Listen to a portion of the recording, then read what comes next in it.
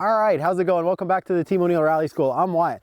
We're here for episode 2 of our sort of to slide or not to slide series.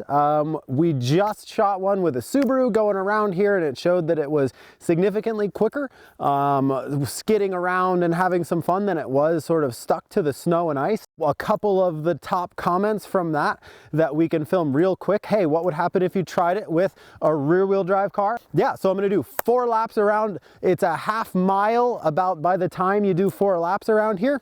Not trying to slide, going as quick as I can without spinning out or doing too much skidding and having too much fun. And we'll get a set time for that. And then I'm gonna do the same thing again, 4 laps around the same exact course, sliding around and having a little bit of fun. Again, not overboard, full drift, full lock, crazy pants, because I know that's gonna be slower, but if I can get a certain amount of oversteer and beat my own time when I was keeping it neat and tidy. So once again, enough talking, let's go hot. All right, so here we are, rear wheel drive, BMW E30, no traction control, no ABS, no stability control, no nonsense going on there. I'm gonna do 4 laps without sliding around much and trying to accelerate and brake and steer very delicately and use all of the available grip to its maximum and see what I can do for a time. I've got a digital stopwatch, typical iPhone. I'm gonna do 4 laps in 3, 2, 1, go. So right off the bat, it wants to spin the tires. You know, if you accelerate hard on a surface like this, that's just what you're up against. So nice, smooth you know, it's gonna slide around a little. You just gotta counter steer and ease back off the throttle and then try again.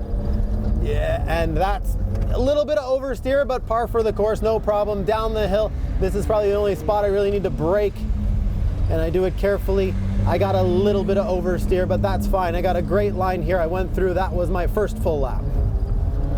Going up the hill, again, just balancing that throttle, not spinning the rear tires too much, getting a good line. A little bit of oversteer. I'm just gonna catch it quick and, you know, keep it minimal. This was my second time past the finish line. And I'm gonna go inside a little earlier and brake a little delicately. And I'm gonna look for grip. I'm gonna get off this icy path I've been driving on.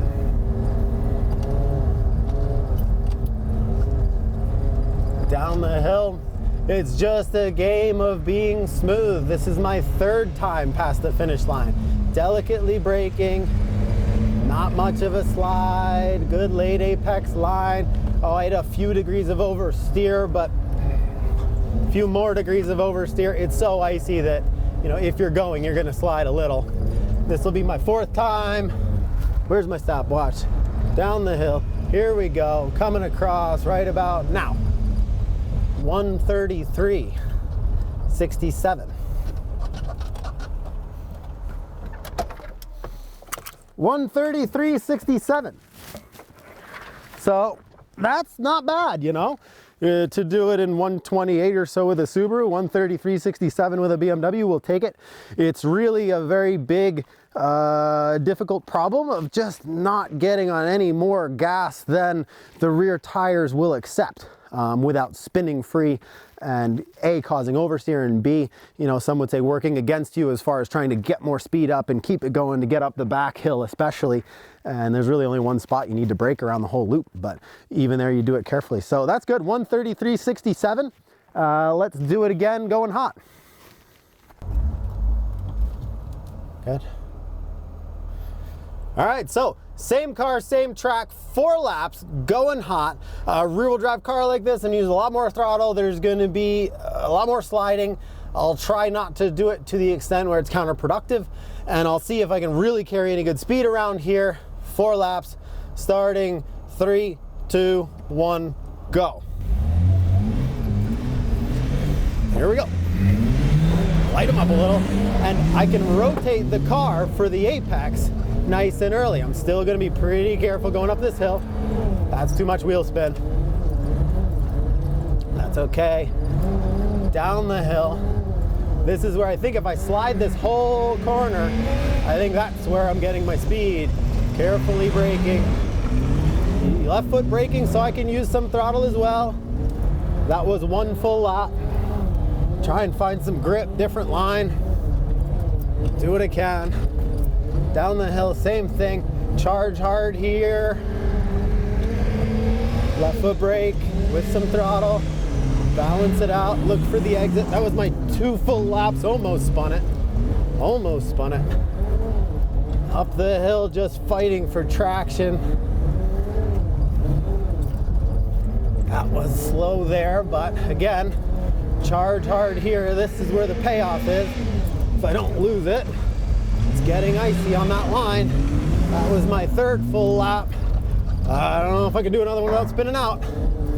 That was a costly mistake there. I braked too late. This will be my 4th full lap.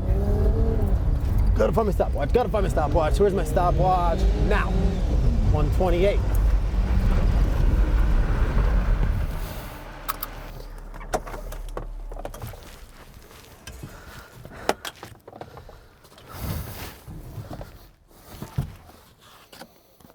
Okay, so 128.4. What was the first one? 133. Yeah, 133. 133. All right, so we did 4 laps around there, doing our best to carry as much speed as possible without skidding. And then we did 4 laps around there, going hot, sort of as you would want to in a rally car. The difference in time, the first set, 93.67 seconds. The second set, 88.4 seconds. That's 5.27 seconds difference. Call it 5 seconds. You know, I'm hitting a stopwatch as I go by the cones. The hundredths place doesn't matter, a couple of tenths, sure, but you know, 5 1/4 seconds, I kind of isn't that easy to argue with. What that adds up to, 5 1/4 seconds and a half a mile, is 10.5 seconds a mile faster. Which is, in anyone's terms, I think just a huge amount of time in a rally. You know, 10.5 seconds a mile faster, 120 mile rally is 1,260 seconds divided by 60 seconds in a minute is 21 minutes. Over the course of a 120 mile rally, you'd be 21 minutes faster skidding around and doing as I was on the second lap. Was it a lot harder? Yes. Did I almost spin it? Yes, absolutely. I lost some time over there on the ice fiddling around, and it was slower probably than some of the laps when I was keeping it clean and tidy. So, you know, there is definitely more risk, but I think we've shown here today, at least again with this car on this surface, you know, at this altitude or whatever you want to say, that, you know, it's massively faster, and we'll go from there. So thanks for watching. Thanks for kind of being along on this adventure with us, and we're going to take it really wherever you guys want to go with it. We'll do the same thing again with a front wheel drive car, and we're going to move on to, you know, some different surfaces and some different tires and see where this starts to not become true, if it does. So thanks for being here with us. Check out Team O'Neill at teamoneil.com. Subscribe to the channel because, yeah, this might get a little weird, and you might want to be there for it. So thanks, and we'll catch you next time.